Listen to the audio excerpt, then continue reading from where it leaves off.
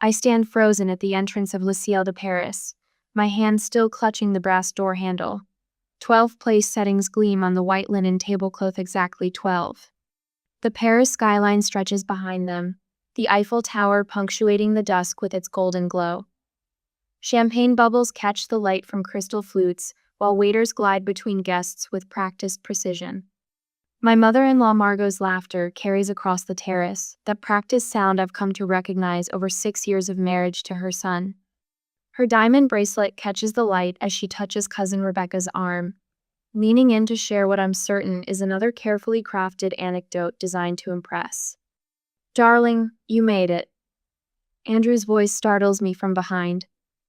My husband of 6 years places his hand on the small of my back, guiding me forward as if I needed direction. 6 years, and the casual touch still sends warmth through me, despite everything. But I don't move. My eyes scan the table again. 12 settings, 12 chairs, 12 Hastings family members already seated or mingling nearby. No empty chair waits for me. "Andrew," I whisper, my voice steadier than I feel.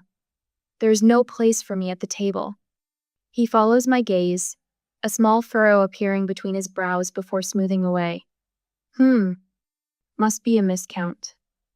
The casual dismissal in his tone sends a chill through me that has nothing to do with the evening breeze. I straighten my spine and cross the terrace, Andrew trailing behind me.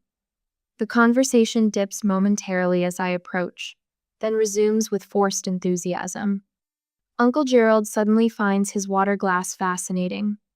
Cousin Rebecca whispers something to her husband behind her hand.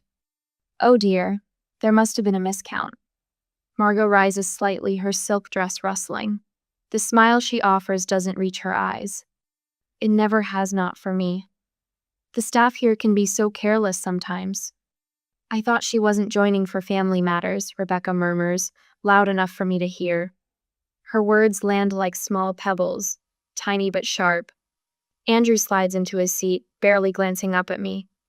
"Oops," he chuckles, reaching for the wine. "Must be a miscount." The second time he says it, the words sound rehearsed, practiced. My throat tightens. I see my seat at the family table seems to have disappeared. My voice comes out low but firm, carrying just far enough. Several heads turn away, suddenly engrossed in their menus or the view. "Don't be so dramatic, Elise." Andrew's dismissive chuckle scrapes against my ears. The waiter can bring another chair. But no one calls for the waiter. No one offers to scoot over.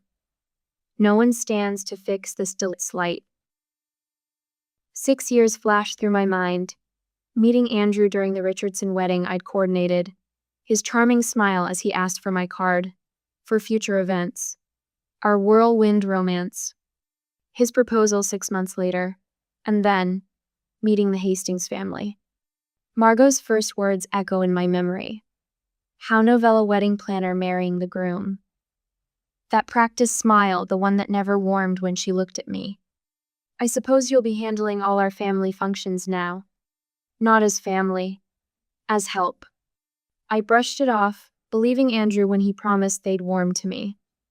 "They're just protective," he'd insisted. "Old money families take time to adjust to newcomers." 6 years of adjusting. 6 years of subtle exclusions and whispered comments. 6 birthdays where my gift arrived a day late with apologies about delivery issues. Christmas dinners where everyone received monogrammed gifts except Memine, always something generic, hastily wrapped. I'd tried so hard. Learned their customs, their inside jokes, planned flawless gatherings that impressed even their snobbiest friends. Used my connections to secure impossible reservations. Spent countless hours listening to Margot's thinly veiled criticisms disguised as helpful suggestions. All while building my company from scratch, turning refined and ready into New York's most exclusive event planning service. And still, no seat at their table. Something shifts inside me, a quiet click, like a lock tumbling into place. My hand slides from Andrew's shoulder, the expensive fabric of his suit cool under my fingers. "Enjoy your family dinner," I say, my smile perfectly poised. "I'll see myself out." For one brief moment, discomfort ripples across their faces. Gerald shifts in his seat. Rebecca's husband examines his napkin.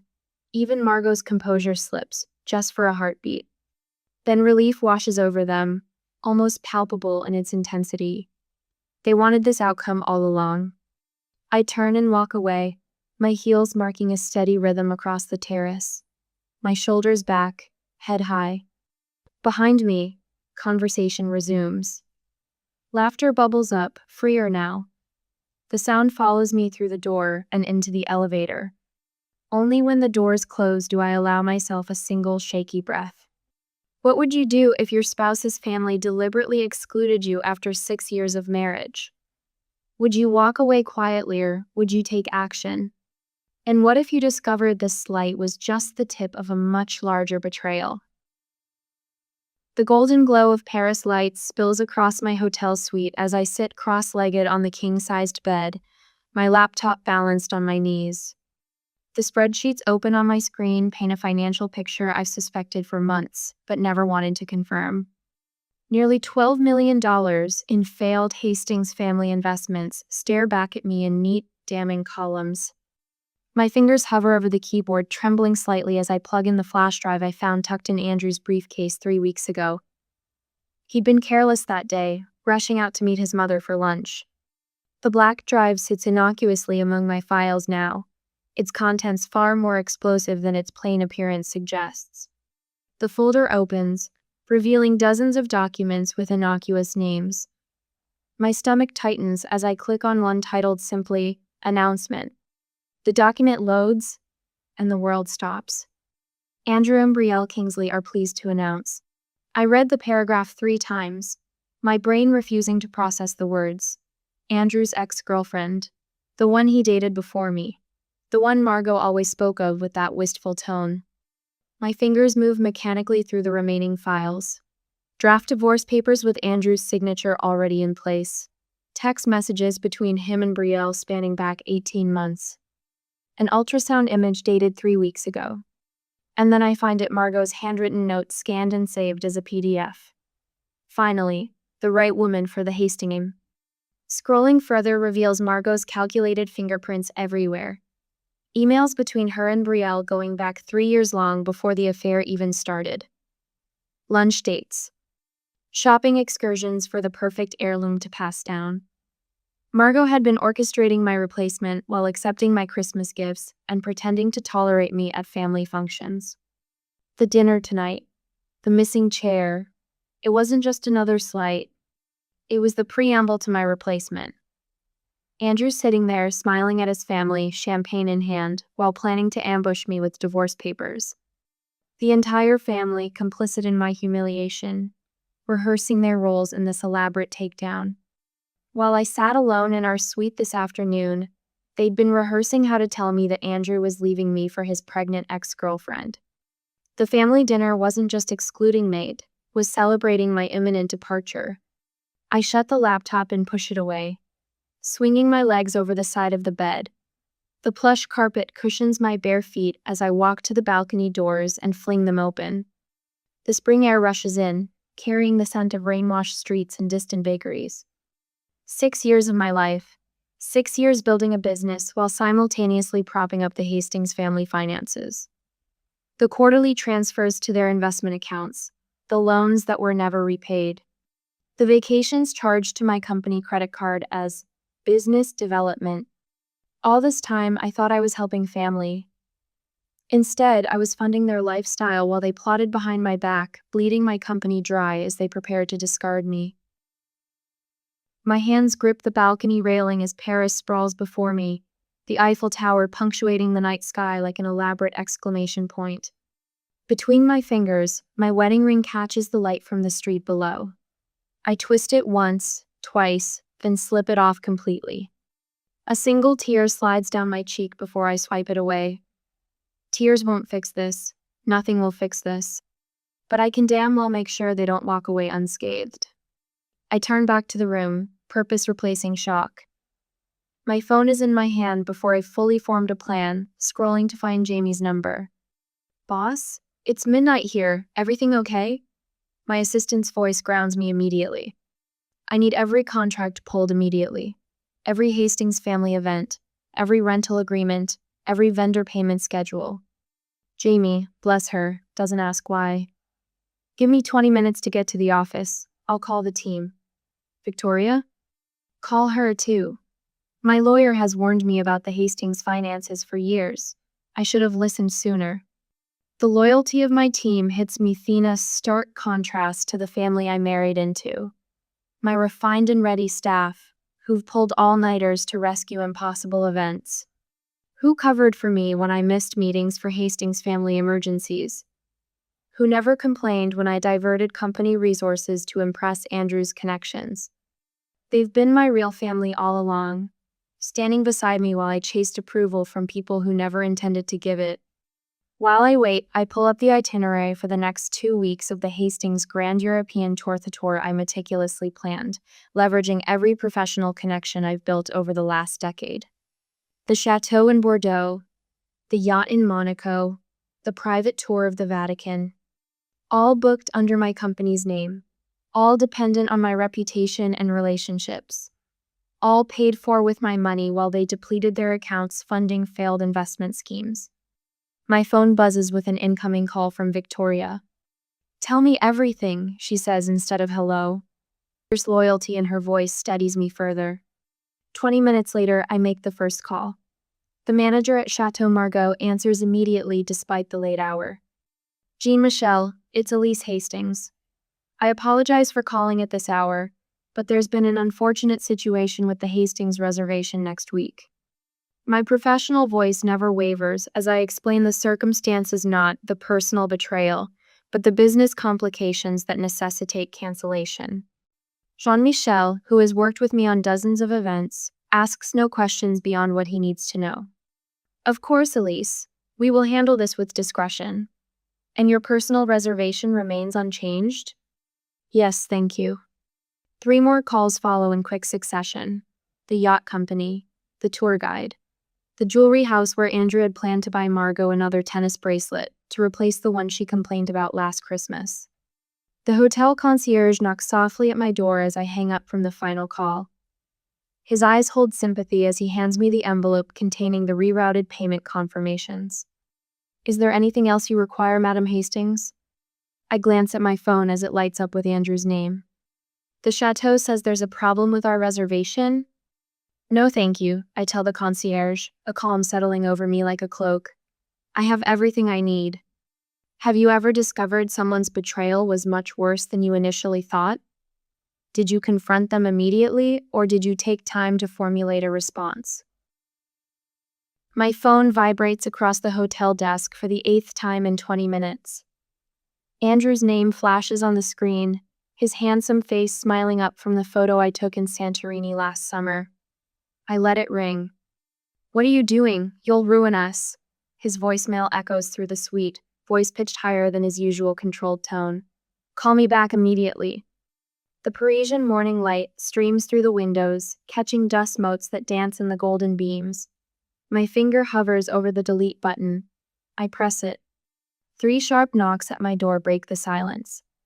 I check the peephole, unsurprised to find Margot standing in the hallway, wearing a powder blue St. John's suit with her signature pearls. Elise. She brushes past me without waiting for an invitation. This childish behavior must stop. Do you have any idea what you're doing to this family? I close the door softly, a strange calm settling over me like a familiar shawl. 6 years of slights crystallize in my mind with sudden clarity: the forgotten birthday invitations, the Christmas gifts without thought, the subtle corrections to my table manners. All while I built Refined and Ready from a dream into New York's premier event planning service. Our family name carries weight in these circles, she continues, voice dropping to a hiss. If you think you can damage them with a tantrum, you are sorely mistaken. The word family strikes me as particularly hollow now. My phone buzzes with a text from Rebecca. We're all concerned about your emotional state. This isn't like you. Another arrives from Gerald. Let's talk this through like family. Family. The word tastes bitter now. The Hastings name isn't on those reservations, Margot. Mine is. She freezes. In that moment, I see every calculation running behind her eyes. You're nothing without the Hastings name, dear. Her diamond bracelet catches the light as she adjusts her pearls. Wedding planner playing dress up in our world. Actually, Margot, it's the reverse. I set my cup down with a gentle clink. Refined and Ready made $3 million in profit last quarter. I've built something from nothing while watching your family spend money that doesn't exist. Color drains from her face. You don't know what you're talking about. I know about the failed investment in the Singapore property group. The yacht that's mortgaged to the waterline. The line of credit you've been using to maintain appearances. I moved to the window, gazing out at the Parisian skyline. I also know about Betrayal and the baby. Margot's perfect posture falters. For the first time in 6 years, I've surprised her into silence. My laptop chimes with an incoming video call. Jamie's familiar face appears, her red curls framing tired eyes. Behind her, I glimpse our Manhattan office buzzing with activity, despite the early hour in New York. I'm on the 9:15 flight, she says without preamble. Victoria's team worked through the night. The documents are ready for your signature when I land. The Collins wedding? I ask, aware of Margot still standing frozen behind me. Handled. Sophia's taking point. Mark's covering everything else. I nod, warmed by their efficiency. These connections were built on respect, not inheritance, I say loudly enough for Margot to hear. After Jamie's call ends, Margot's mask has slipped back into place, though a slight tremor in her hand betrays her. This is a misunderstanding that can be remedied, she says, reaching for her practiced social smile. I shake my head. I have a meeting. 40 minutes later, I sit at a cafe across from the Maurice, where the Hastings are dining. Through the restaurant's windows, I watch a scene unfold, the maitre d' approaching their table, speaking quietly to Gerald. Andrew stands, face flushed with anger as he gestures sharply at his phone. Rebecca clutches her husband's arm, eyes wide with disbelief. Margot's stiff smile crumbles as she unclasps her diamond tennis bracelet and hands it to the manager as collateral. Your reservations have been canceled, I whisper to myself, watching Andrew stab frantically at his phone. All of them. The chateau in Provence. The yacht in Monaco. The private tours Andrew bragged about to his college friends. All gone, with a few calls from the woman they never considered family, just the help with convenient connections. Back in my new suit, not the one Margot knows about, I spread documents across the desk with methodical precision. Financial statements showing wire transfers from my accounts to Hastings' family expenses. Emails between Margot and the family lawyer discussing how to limit my claim on assets when the time comes. The suite phone rings. The concierge informs me that Mrs. Hastings has asked for my room number. Which Mrs. Hastings? I ask, though I know the answer. Mrs. Margot Hastings. She appears, distressed. I'm not receiving visitors, I reply. Very good, madame. I turn back to arranging my evidences, screenshots of Andrew's text messages to Betrayal over the past 18 months, including appointments with her obstetrician. Documentation of the family emergency that pulled Andrew away on our anniversary, actually, a weekend in Lake Como with Betrayal. My phone buzzes with a text from Andrew. We need to talk. Meet me at the cafe on Rue Saint-Honoré at 4. My fingers hover above the screen before typing. I'll be there in 30 minutes. I gather the evidence into a leather portfolio, then reach for a second folder labeled simply, Contingency. Inside lies the culmination of everything I've learned about leverage during 6 years of being treated as an outsider by the family I married into. The weight of it feels good in my hands. Solid. Real.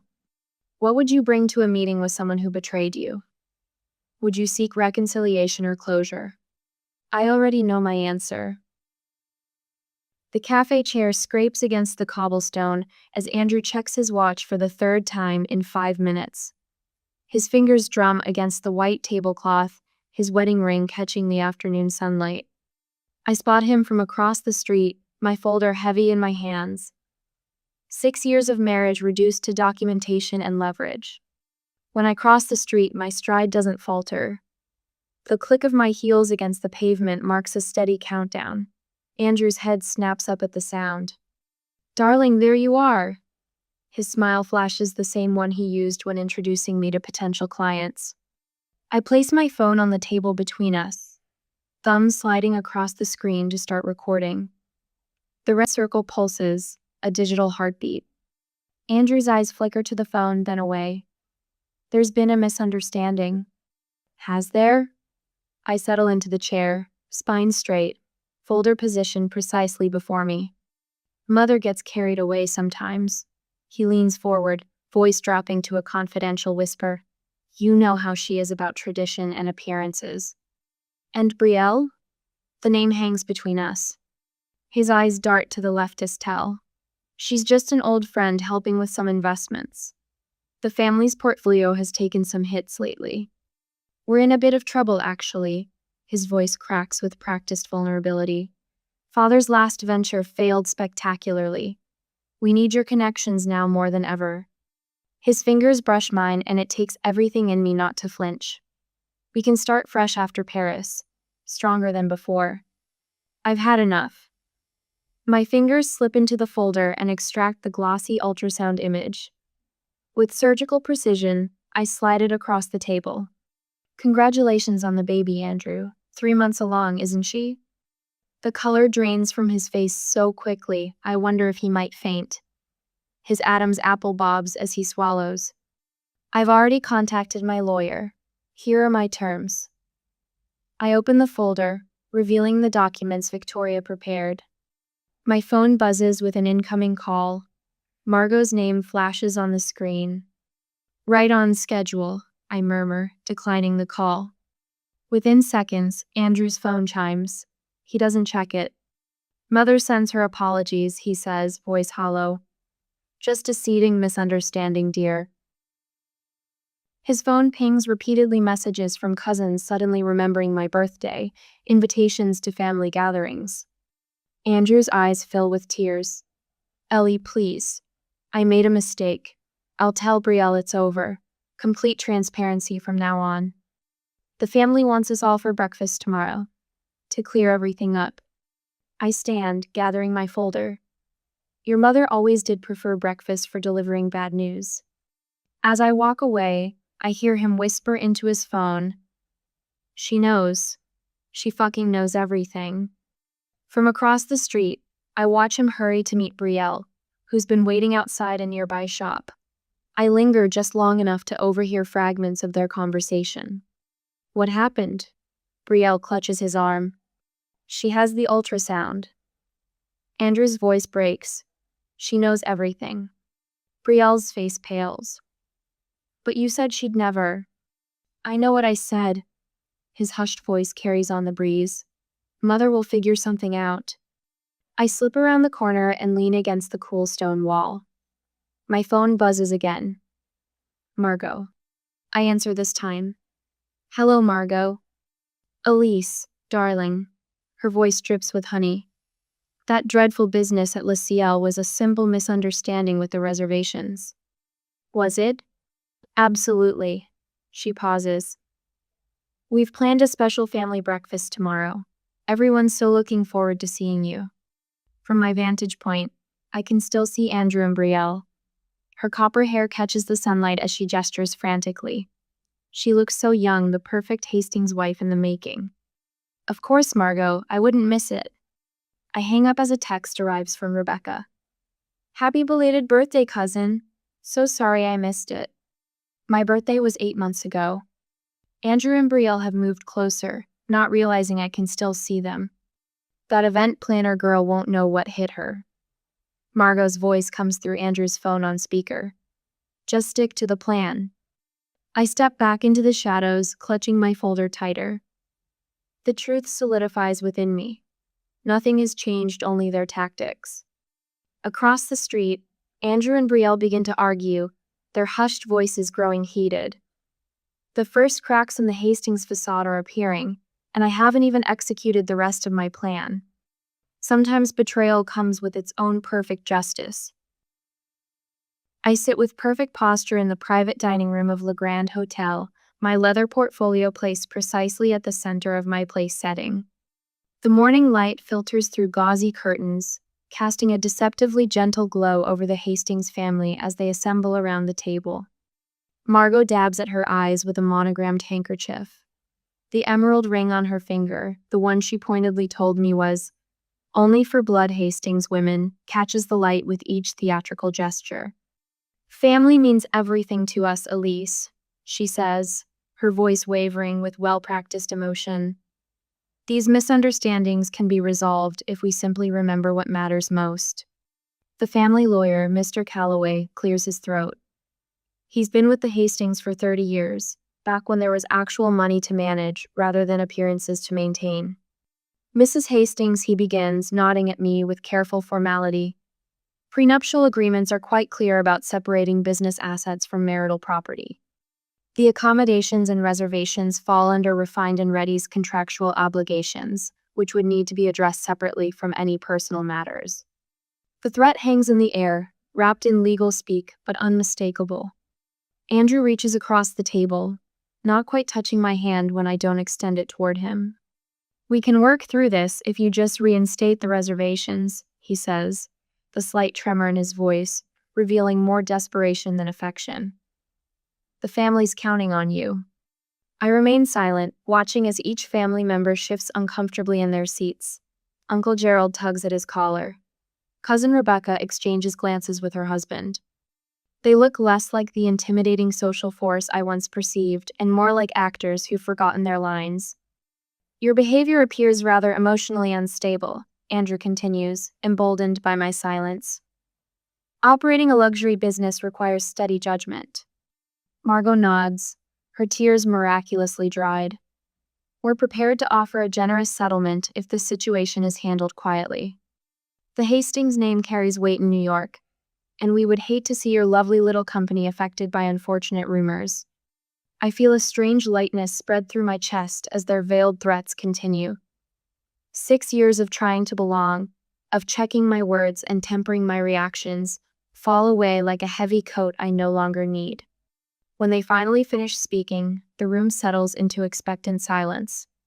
I open my leather portfolio with deliberate slowness, the soft sound of the clasp releasing echoing in the tense quiet. Before I respond, I'd like everyone to look at these documents. I remove the first folder, placing it in the center of the table. These are financial records showing that I have personally funded the Hastings lifestyle for the past 3 years. The Aspen Chalet renovation, Andrew's failed investment in that tech startup, Margot's medical procedure in Switzerland, all paid through my company's accounts. The second folder lands with a soft thud. This contains proof of Andrew's affair with Betrayal going back 18 months. Hotel receipts, text messages, photographs. The timeline is quite thorough. Andrew's face drains of color as the folder opens to reveal a particularly damning photograph. The third document might interest you most, Margot. I slide a bound stack of papers toward her. These are your emails to Betrayal dating back 2 years. You were quite encouraging of the relationship. My favorite part is where you advised her on the perfect moment to announce her pregnancy to the family. The dinner in Paris seemed especially dramatic, though I wasn't supposed to be there for it, was I? The collective gasp ripples around the table like a cold breeze. Finally, I say, placing the last folder before Andrew. These are statements from 3 offshore accounts in the Cayman Islands. Opened under your name but funded through a complex series of transfers from my company's accounts. Nearly $4 million, Andrew. That's quite a nest egg. Mr. Calloway's professional mask slips as he snatches the papers, scanning them with growing alarm. I've already spoken with the IRS about these interesting accounts. I say, my voice steady. My lawyer has copies of everything you see here. Prenuptial agreement cover fraud, Andrew. I close my portfolio, the soft click punctuating the stunned silence. I've documented every instance where you used my company without compensation. Every event planned at cost. Every favor called in with my connections. Every client you poached through family introductions. Margot collapses into her chair, her hand clutching her throat as if physically trying to hold back words. Andrew's eyes dart between his mother and the exit door. His mouth opens and closes without sound. Rebecca whispers something to Gerald, who shakes his head sharply, distancing himself from whatever suggestion she made. The terms are simple, I say, removing a single document from my jacket pocket. I don't want your money. I want my dignity. Sign these papers. I place a Mont Blanc Pina wedding gift from Andrew's father beside the document. You're free to leave with the Hastings name intact, Andrew. Free to marry Brielle. Free to raise your child without interference from me. In exchange, I keep my company, my clients, and my reputation. No contests, no public disclosure of these documents. Andrew reaches for the pen with a trembling hand, not meeting my eyes as he signs. As the pen scratches paper, I feel the weight of 6 years lifting from my shoulders. I stand, collect my evidence, and walk toward the door. Elise, Margot calls, her voice stripped of its usual authority. What will you tell people? I turn back, studying their faces one last time. The truth, I answer simply. That some tables aren't worth sitting at. I stand before the floor-to-ceiling windows of my expanded Manhattan office, the morning light catching the polished silver of the refined and ready logo on the wall. Beyond the glass, New York pulses with possibility, much like the life I've reclaimed. My phone buzzes with a text from the Belgian princess whose wedding we're coordinating next month. I smile at the question about vintage champagne coupes. 6 months ago, I would have desperately sought the right answer. Today, I simply offer my professional opinion and let it stand. The florist from Monaco is online too, Jamie says, appearing at my doorway. And the Vanity Fair photographer needs to reschedule your portrait for the Women Redefining Luxury feature. I nod, taking a moment to appreciate the wall behind Jamie, dozens of framed thank you notes and photos with celebrities, dignitaries, and business icons. Not displayed for vanity, but as testimony to a journey.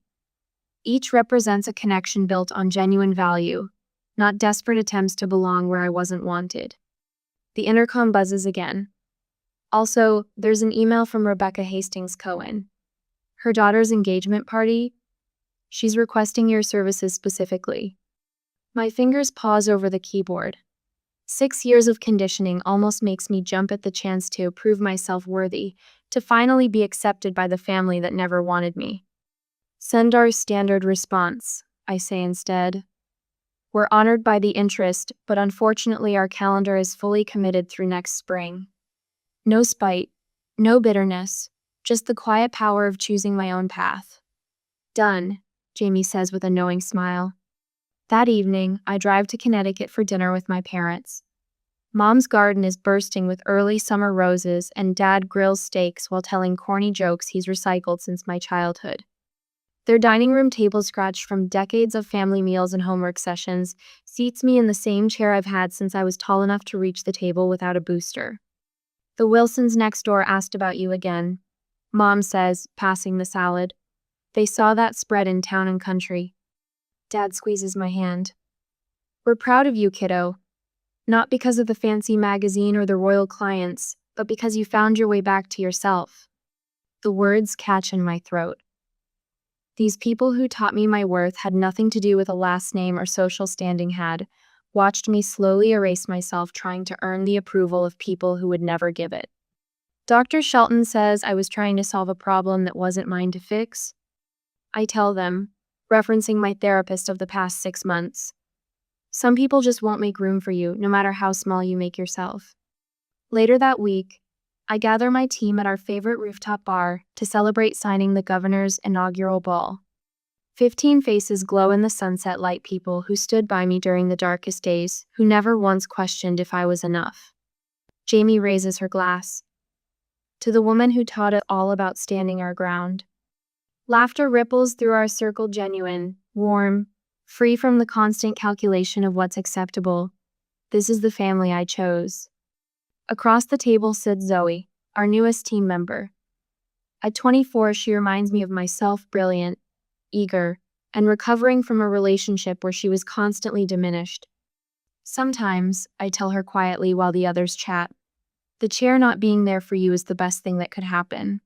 It forces you to build something better. A month later, I stand on the terrace of my rented villa on the Amalfi Coast. The Mediterranean stretches before me like possibility itself. My phone chimes with a notification the divorce is final. Below it, a news alert about Andrew and Brielle's courthouse wedding yesterday. I don't feel the sting I expected. Instead, something like peace settles over me as I lift my coffee cup toward the horizon. That evening, my team joins me on the terrace, laptops and sample books scattered across the table as we plan the Viscount's anniversary gala. Crystal glasses catch the golden Italian sunset as we work and laugh. I take my seat at the head of the table and raise my glass. To tables worth sitting at, I say, and to carefully choosing who gets a seat. Around me, faces shine with something the Hastings never understood: genuine connection. Perhaps that's the greatest revenge of all. I grip my clutch purse so tightly my knuckles blanch white against the black leather. The Welling estate looms before me, a Victorian monstrosity of wealth and tradition, strung with fairy lights that illuminate the procession of happy families climbing the wide stone steps. I stand alone at the bottom, frozen in place. My chocolate-colored dress hugs my frame in sleek lines, a deliberate contrast to the sea of pastel chiffon and floral patterns floating up those stairs. The late afternoon sun catches on diamond earrings and polished cufflinks as guests turn to stare. "Is that the one who's still single?" The whisper drifts down from a cluster of blue-haired women. "Brielle's sister?" I straighten my spine and force my feet to move. One step. Another. The stone feels solid beneath my heels, unlike the churning sensation in my stomach. "Quite accomplished in her field," murmurs a man in a tailored suit as I pass. "Too busy with her job to settle down, I hear." His companion nods. Such a shame. Not getting any younger. I maintain the precise angle of my chin, too high to seem arrogant, not too low to appear ashamed. Every eye tracks my progress, measuring, calculating, judging. Brielle's new in-laws stand in a tight circle near the entrance, their scrutiny the most intense of all. The memory rises unbidden. 11 years old, hunched over circuit boards while Brielle practiced cheerleading routines in the yard. Mom's voice calling through the house. "Aunt Selma, Catherine Rourke, come downstairs this instant," after discovering I'd dismantled the family computer. "Why can't you be more like your sister?" Dad would ask, shaking his head when I showed him the programming language I'd taught myself at 13. "Girls don't build computers," Mom had insisted. "They build families." The summer I was 15, she grounded me for attending robotics camp instead of the school dance where Brielle was crowned queen. That night, I'd stared at the ceiling and promised myself that someday, they'd understand my worth. That day hasn't arrived. I reach the crowded foyer where my mother holds court, resplendent in lavender silk. Her eyes sweep over me as I approach, her smile tightening at the corners. "Aunt Selma, darling." She leans in for an air kiss that never quite touches my cheek. Her perfumey, same lily of the valley she's worn since I was born, engulfs me in memories. "You could have worn something brighter, dear. This is a celebration, not a funeral." Before I can respond, Brielle floats into view, a vision in white, her third wedding gown, each more elaborate than the last. Our eyes meet briefly. "Glad you made it," she says, voice cool as mountain water. She turns to greet a couple behind me, enveloping them in exclamations of delight. "The Harringtons! I'm so thrilled you could come." I'm dismissed. Just like that. A server passes with champagne, and I take a glass, careful not to gulp it despite my parched throat. "Quite the extravagant affair," comments a woman with an elaborate updo. "Your sister certainly knows how to put on a show." "She certainly does," I reply, refusing to offer the expected compliment. I navigate through clusters of conversation, feeling the subtle shift as people notice me, then dismiss me. The weight of solitude grows heavier with each step. Finally, I find refuge at a corner table, trading my emptied champagne for club soda. Should I leave now? Make an excuse about an early meeting tomorrow? The thought is tempting, but the headlines would write themselves in family lore. "And Selma too selfish to stay for her sister's special day." "A woman like that," drifts a voice from the next table. "Career. First types. Probably expects applause just for showing up." I sip my club soda, bubbles sharp against my tongue. The condensation on the glass mirrors the cold sweat forming between my shoulder blades. 3 more hours. I can survive 3 more hours of this. But surviving isn't living, is it? And I've spent a lifetime doing just that in the shadow of the golden child. I stare at the little calligraphy card in my hand, turning it over as if there might be some mistake. Table 14. The farthest corner from the head table, tucked behind a structural column. I lift my eyes to watch Brielle personally escorting the Hendersons people I've never even heard her mention to their seats at table 3, her arm linked through Mrs. Henderson's as they laugh like old friends. Miss Rourke? A young woman in a black pantsuit appears beside me, clipboard in hand. I can show you to your table. My sister didn't assign me herself? The question slips out before I can catch it. The wedding planner's smile doesn't reach her eyes. Miss Brielle has a system. This way, please. I follow her past tables of laughing guests, past childhood neighbors and college roommates, past business associates and tennis partners. We stop at a table populated with distant cousins from Wyoming and an elderly great-aunt who keeps mistaking me for someone named Patricia. Here you are, the planner says brightly. I scan the table, noting the way conversation dips upon my arrival. Thank you, I murmur, settling into the only empty chair. Cousin Marlene leans forward. We were just saying how lovely everything is. Did you see the programs? Such beautiful printing. I hadn't, actually. A cream-colored booklet sits at each place setting, embossed with silver foil. I open mine to find 3 pages dedicated to Brielle's life story, her cheerleading championships, her charity work with disadvantaged poodles, her interior design business that consists of redecorating friends' summer homes. My eyes scan for any mention of her sister, the CEO. Nothing. It's comprehensive, I say, closing the booklet. My mother materializes beside our table, her lavender silk shimmering under the crystal chandeliers. She places one manicured hand on my shoulder, addressing the table but pointedly not me. Everyone enjoying themselves? Wonderful. Have you all met my other daughter? This is Anselma. She works with computers. Works with computers. As if I repair printers at the local library. As if I haven't built a publicly traded company valued at nearly $1 billion. As if I haven't revolutionized how AI systems recover from catastrophic failures. Actually, Mother. Oh, there's Margaret Wilson. Must say hello. She floats away before I can finish, her perfume lingering like an accusation. The servers arrive with the first course, a delicate arrangement of beets and goat cheese. I take a bite, grateful for the momentary distraction. 2 tables over, Brielle's new husband Carter stands chatting with his groomsmen, his gaze sweeping past me as if I'm part of the wallpaper. We've met 6 times. Not once has he asked a single question about my life. Family photos on the terrace in 5 minutes, calls the photographer, a bearded man with too many cameras around his neck.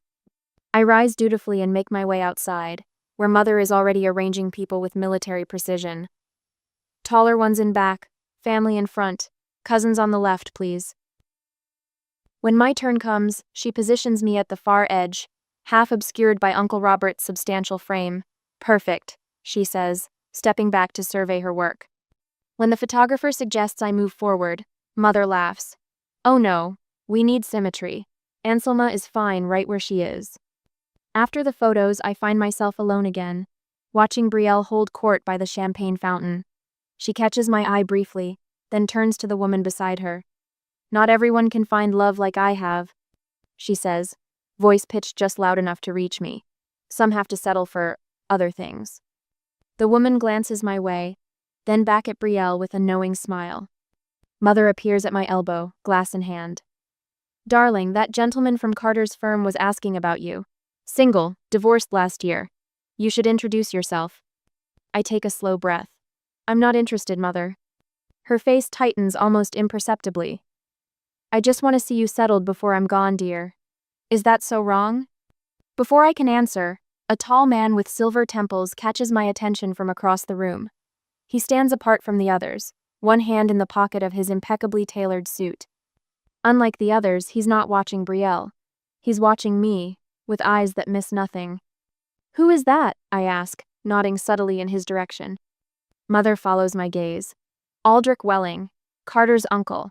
Terribly wealthy, terribly powerful, transportation magnate or some such. Bit of an oddity in the family, never married. For a moment his eyes meet mine, and something passes between USA flicker of recognition, perhaps. Understanding. Then Father takes the microphone, tapping it twice. I'd like to propose a toast, he announces, raising his glass. To family values. to tradition, to my beautiful daughter who exemplifies everything we've tried to instill in our children. The room erupts in applause. I clap mechanically, feeling the sting of exclusion in every word he doesn't say. 3 weddings for Brielle, whispers someone behind me. Not even one date for her sister. I grip my champagne flute tighter, the stem threatening to snap between my fingers. Was independence worth this isolation? This constant reminder that I've failed at the only metrics my family values? Father's speech continues, a litany of Brielle's accomplishments that somehow never includes graduating high school or holding a job for more than 6 months.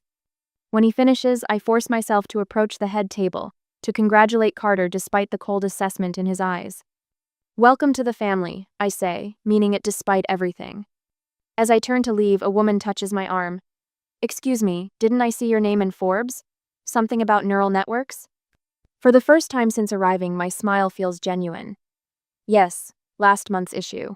We're revolutionizing how AI systems recover from critical failures. Fascinating, she says, and remarkably, she seems to mean it. For one brief moment, in this crucible of judgment and exclusion, someone sees me. 15 minutes later, to family, even those who prefer boardrooms over ballrooms, Uncle Teddy raises his glass with a wink that makes the crowd titter. His toast carries just enough edge to sting without seeming deliberately cruel. I take a measured sip of champagne, my face a careful mask of polite attention. Around me, Brielle's bridesmaids exchange glances, their pastel dresses rustling as they lean together, whispering behind manicured hands. The reception flows around me like water around a stone. I've claimed a corner at table 16, as far from the head table as the seating chart allowed. My table mates, distant cousins, and forgotten high school acquaintances have long since abandoned their seats for the dance floor or the open bar. Aunt Selma, darling. Aunt Eleanor appears beside me, her voice honeyed with false concern. She places a hand heavy with cocktail rings on my bare shoulder. 35 now, isn't it? Have you given any thought to freezing your eggs? The biological clock waits for no woman, regardless of how many promotions she gets. I meet her gaze directly. My eggs and I have an understanding, Aunt Eleanor. They don't pressure me about my career choices, and I don't pressure them about their timeline. Her mouth puckers like she's bitten into something sour. Well, I just worry you won't find time for what matters before it's too late. What matters is relative, I reply, taking another sip of champagne. She retreats, mission accomplished. Another barb delivered. I watch her rejoin a circle of blue-haired matriarchs who glance my way with synchronized concern. The weight of solitude presses down, yet something feels different tonight. I straighten my spine and let my gaze drift across the reception hall with its crystal chandeliers and floral arrangements that cost more than my first car. The string quartet plays something classical that Mother selected, insisting Brielle's preference for contemporary music would cheapen the atmosphere. A memory surfaces. 3 years ago, signing the contract that secured my company's first $1 million client. My hand hadn't trembled then, though my parents had warned the business would fail within 6 months. You're diving into a male-dominated field with no connections, Father had said over Sunday dinner. Be realistic about your chances, Aunt Selma. I'd proven him wrong, proven all of them wrong. Yet here I sit, still seeking validation from people who measure success in diamond rings and monogrammed towels. The thought hits me with unexpected force. Their metrics don't matter. I've built something valuable. Something that exists and functions, and helps people regardless of whether anyone in this room understands it. Brielle appears beside my table, champagne flute dangling from her fingers. The tulle of her gown brushes against my arm as she leans down. Couldn't you have brought someone? She asks, voice pitched low. Anyone? You're making us look bad. I gaze up at my sister radiant in white satin for the 3rd time in 8 years. Making who look bad exactly? The family. She glances around to ensure we're not overheard. People are talking. 300 guests and not one person here for you. I didn't realize I needed a +1 to feel complete. My voice remains steady, neither apologetic nor challenging. Brielle's perfect features tighten. That's not what Isn't it? I cut her off gently. 3 weddings for you, and at each one the same concernate for my happiness, but for appearances.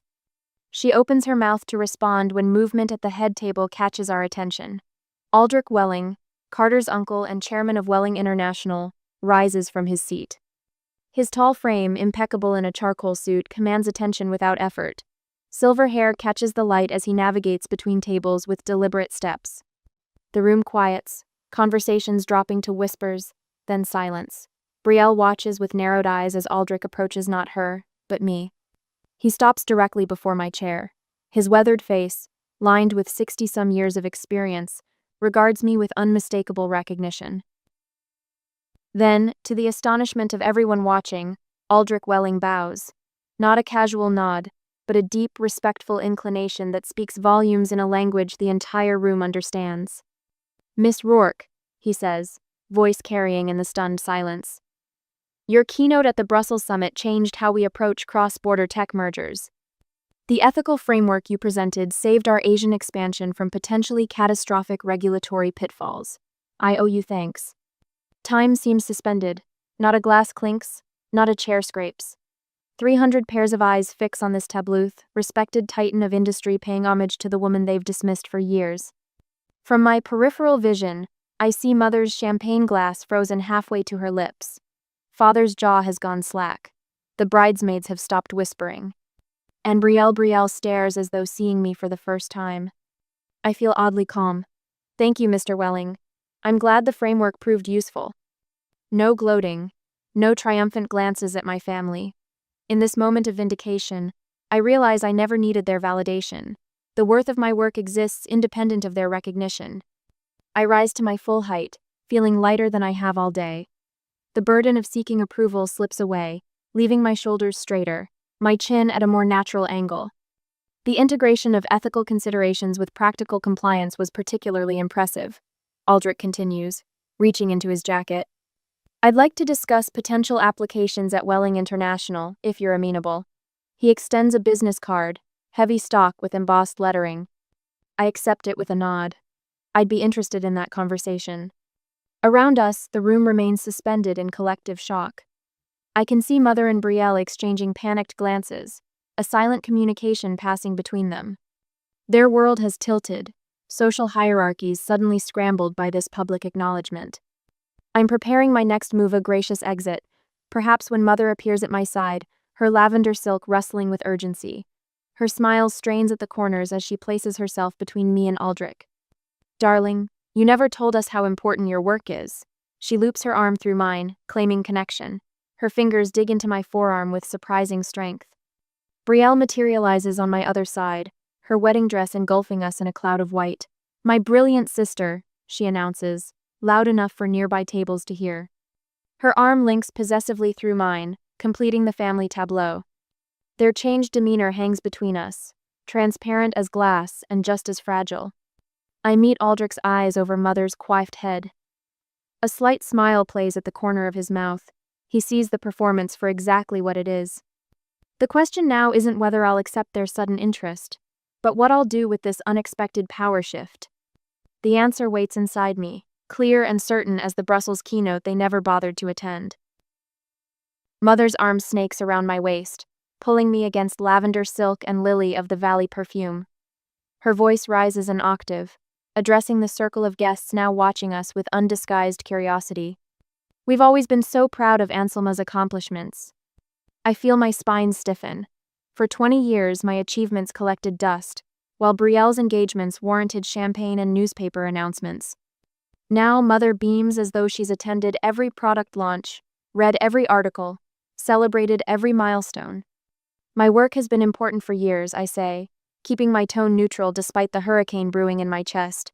Nothing's changed today. She squeezes my waist harder. I step sideways, creating space between us. The move doesn't go unnoticed by Aldrich Welling, who watches with the shrewd assessment of a man who's witnessed 1,000 corporate takeover attempts. Brielle appears at my other side, her white gown rustling like expensive tissue paper. She loops her arm through mine, a gesture so foreign I nearly flinch. "We've always been each other's biggest supporters," she announces to the gathering crowd. "Ever since we were little girls." The memory surfaces unbidden 16 years old, my first coding competition. The gymnasium rows empty except for my computer science teacher. My family seat's vacant because Brielle had a cheer competition the same day. I swallow hard. Father materializes with 3 champagne flutes, handing one to me with flourish. "To my brilliant daughter." He raises his glass, eyes darting to Aldrich as if seeking approval. A woman in teal silk Carter's Aunt Meredith, I recall from the rehearsal dinner, tilts her head. Funny, I haven't heard about her accomplishments until now. What exactly does your company do, Anselma? Before I can answer, Mother jumps in. Something with computers and that artificial what's-it. Neural Revive specializes in adaptive recovery systems for artificial intelligence models, I say, cutting across her vague hand waving. We're currently expanding into European markets. Aldrich nods. Anselma's Brussels keynote changed our entire approach to cross-border tech mergers. A young woman in her 20s breaks away from Brielle's bridesmaids, approaching me with genuine interest. I'm finishing my computer science degree this year. Would you have any advice for someone entering the field? For the first time tonight, I feel my shoulders relax. Focus on solving problems no one else recognizes yet. That's where innovation happens. She nods eagerly, asking follow-up questions about internships and industry connections, completely ignoring Brielle, who shifts her weight from one satin heel to the other. Aldrich introduces me to a silver-haired man. Harrison here sits on 3 tech boards that might benefit from your expertise. The conversation flows into technical Waters neural networks, ethical implementation protocols, market applications. I find myself at the center of a growing circle, answering questions with the confidence that comes from building something substantial. Brielle's smile calcifies. Enough shop talk at my wedding. Her voice carries a sharp edge that slices through conversation. We should be dancing, not discussing boring business things. Mother hovers at the periphery, her smile strained as terminology flies past her comprehension. She attempts to interject with mentions of my childhood. Anselma was always taking things apart. That missed the substance of our discussion. When Harrison asks about my company's founding, Father puffs up. We always knew she had potential. Actually, I say quietly, meeting his gaze, Neural Revive was built without family investment. I secured initial funding from Westlake Ventures after being turned down by 17 other firms. The silence that follows speaks volumes. Aldrich's eyebrow lifts appreciatively. No family involvement at all? Harrison asks. No, I answer, the simple truth more powerful than any accusation. But that's common in tech startups. I see the recognition in Aldrich's eyes. Understands what I'm not saying. Brielle's third husband, Carter, joins our circle, his curiosity seemingly genuine. I read something about your company's ethical AI framework. That's the future, isn't it? I nod, directing the conversation back to safer waters. The wedding has been beautiful. You both must be thrilled. My sister's face softens fractionally at the lifeline I've thrown her, though her eyes remain wary. I've neither gloated nor hidden my success, and somehow that balance feels like the greatest victory of all. The whispers have changed tone completely. Where once they carried judgment about my solitary state, they now question the family suddenly claiming kinship with my achievements. Did you know her sister never even mentions her work? I overhear from a cluster of Carter's relatives. Mother's smile remains fixed in place, but her fingers worry the pearl strand at her neck. Father shifts uncomfortably when technical questions come his way, revealing the depth of his disinterest in my career. Through it all, I maintain a quiet dignity that requires no audience, no validation. The weight that's pressed on my chest since childhood has lifted not because Aldrich Welling bowed to me, but because I finally understand that I never needed their approval at all. The terrace air cools my flushed skin as I escape the reception's stifling atmosphere. Sunset paints the sky in amber and gold, a beautiful backdrop for Brielle's photographer capturing spontaneous family moments. I stand apart, watching the performance unfold. My fingers trace the cold stone balustrade, anchoring me to something solid while my thoughts whirl like autumn leaves. A shadow falls across the stone, then another, then a third. There you are, darling. Mother's voice drips with newfound sweetness as she glides toward me, Father and Brielle flanking her like twin sentinels. Their approach triggers an instinctive tightening in my chest, a familiar constriction I've felt since childhood whenever they moved as a unit. Mother takes my hands in hers, eyes shimmering with manufactured tears. We've always believed in you, darling, always. The lie hangs between us, so transparent I could trace its outline with my finger. Father clears his throat, straightening his bow tie. You should bring Aldrich to Sunday dinner. I'd love to discuss investment opportunities with him. His eyes gleam with the same predatory look he gets when spotting vulnerable witnesses on the stand. Brielle steps closer, her wedding gown rustling like whispers in the dark. You could at least try to look happy for me today instead of stealing attention. Her smile remains fixed, voice dropped to avoid the photographer's ears. This is my wedding. I breathe in the scent of blooming roses from the garden below, counting silently to 3 before responding. My heartbeat accelerates.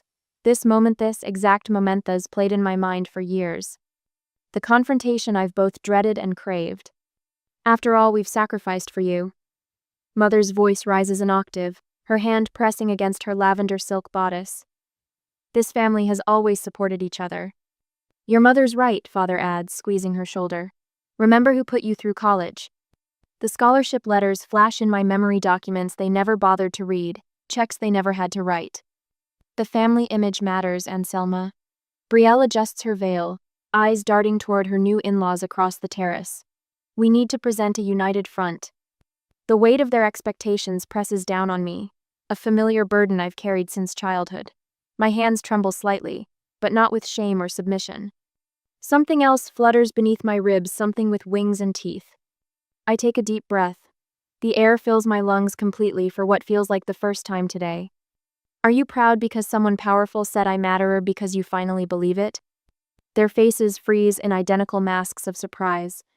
The question hangs in the air between us, undeniable now that it's been spoken aloud. When I launched Neural Revive, you said it was just another computer thing, Mother. You were getting your hair done during the ribbon cutting. My voice remains level, quiet enough that nearby guests can't hear, but clear enough that my family can't pretend to misunderstand. I turn to Father. You told Aunt Sarah my business was just a hobby until the IPO. Then suddenly it was our family business in your Christmas letter. His face flushes crimson beneath his silver hair. And you, Brielle? I meet her wide eyes directly. When Forbes interviewed me, you told your friends I got lucky with some app thing. You've dismissed my career at every family dinner for the past decade. The photographer approaches, sensing a moment. Mother waves him away with frantic fingers. You don't get to claim credit for success you ridiculed. Each word emerges crystalline and precise. Real family supports each other before recognition comes. The fear in my stomach transforms into something steadier, more substantial. The ground beneath my feet feels suddenly solid. I needed your belief when no one else believed. My voice drops lower. Now I don't need it at all. A silhouette appears at the edge of my vision. Aldrich Welling stands nearby, his tall frame backlit by the setting sun. His presence freezes the tableau, mother with lips parted mid-protest, father with hand half raised, Brielle with tears welling in calculated precision. It takes no talent to inherit wealth. Aldrich's voice carries across the terrace, stopping nearby conversations. But Anselma built value where none existed. She's earned respect in rooms none of you will ever enter. The photographer stops, camera lowered. Wedding guests turn toward us, their expressions ranging from fascination to discomfort. The silence spreads like spilled wine across white linen. Mother stammers, "We always knew Anselma was." Her words find no purchase in the sudden vacuum. Father shifts his weight, authority draining from his posture like air from a punctured tire. Brielle's tears spill over, but they seem performative now, a learned response without emotional weight behind them. I straighten my shoulders, feeling lighter than I have in years. Congratulations on your wedding, Brielle. I wish you happiness. The words hold no anger, no bitterness, only finality. The bridge between us hasn't collapsed. I've simply stopped trying to cross it. I turn and walk away, leaving them standing in the golden light of sunset, their shadows stretching long behind them. My heels tap a steady rhythm on the stone terrace as I move forward, each step carrying me further from their expectations and closer to my own truth. For the first time in my life, I don't look back to see if they're watching me go. I stand alone on the terrace, the wedding cacophony reduced to a distant hum behind the heavy glass doors. For the first time today, my lips curve into a genuine smile. The night air caresses my face, cool and forgiving against my flushed skin. Something has shifted, a weight I've carried for decades suddenly lifted, leaving me lighter than I've felt since childhood. A genuine smile spreads across my face. Not the polite mask I've worn all day, but something real and unguarded. My shoulders drop an inch, relaxation flowing through muscles that have been battle-ready since I arrived. Footsteps approach from behind. Measured, deliberate. I turn to find Aldrich Welling maintaining a respectful distance, his expression thoughtful rather than demanding. "I hope I'm not intruding," he says, his voice carrying none of the false warmth my family suddenly discovered. "Not at all." He moves to stand beside me, both of us gazing out at the manicured gardens below. "What you've built with Neural Revive is remarkable," he says after a comfortable silence. "But what impressed me more was watching you tonight." I glance at him, questioning. "You don't just build, you rebuild. That's rare." His eyes, sharp with intelligence, meet mine. Most people can construct something from scratch. Far fewer can take broken pieces and transform them into something stronger than the original. The observation strikes a chord so true I nearly flinch. "I have a proposition," he continues. "No family connections, no social obligations, purely business. My European division needs exactly what your team has developed." He hands me a business card, heavier than standard stock. "Let's talk Monday." "I'd like that," I answer, surprised by how much I mean it. 20 minutes later, I slide behind the wheel of my car, alone by choice rather than exclusion. The windows roll down at the touch of a button, and I breathe deeply as cool night air rushes in. The contrast with my tense arrival hours earlier couldn't be starker. Then, isolation felt like punishment. Now, solitude feels like freedom.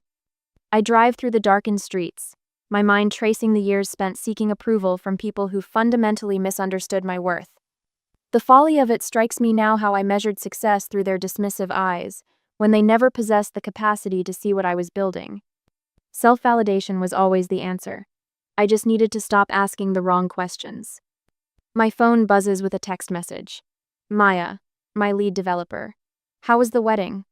I consider the polite response, the social script. Instead, I pull over and type, unexpectedly revealing, "I'm finally free." Her response comes immediately. "About time. Team's ready for tomorrow's strategy session whenever you are." Plans crystallize in my mind for Monday's meeting, not just for Welling's proposal, but something more. A mentorship program for women in tech. Scholarships for girls with soldering irons instead of tiaras. No one should need a bow to feel validated. I arrive at my apartment 30 minutes later, trading pinching heels for soft slippers. In the bathroom mirror, I pause, really looking at my reflection. The woman staring back appears somehow different, not physically changed, but fundamentally altered. "Hello, Anselma," I whisper to her. "You were enough all along." My phone calendar blinks with a reminder for Monday's meeting with Welling. Beyond it stretches a future unburdened by the need for family approval, expanding with possibilities I've earned through my own merit. On my balcony, I look up at the scattered stars piercing through the city's glow. The truth settles inside me, no longer painful but clarifying. The most powerful recognition isn't public. It's internal. I've already earned my own applause.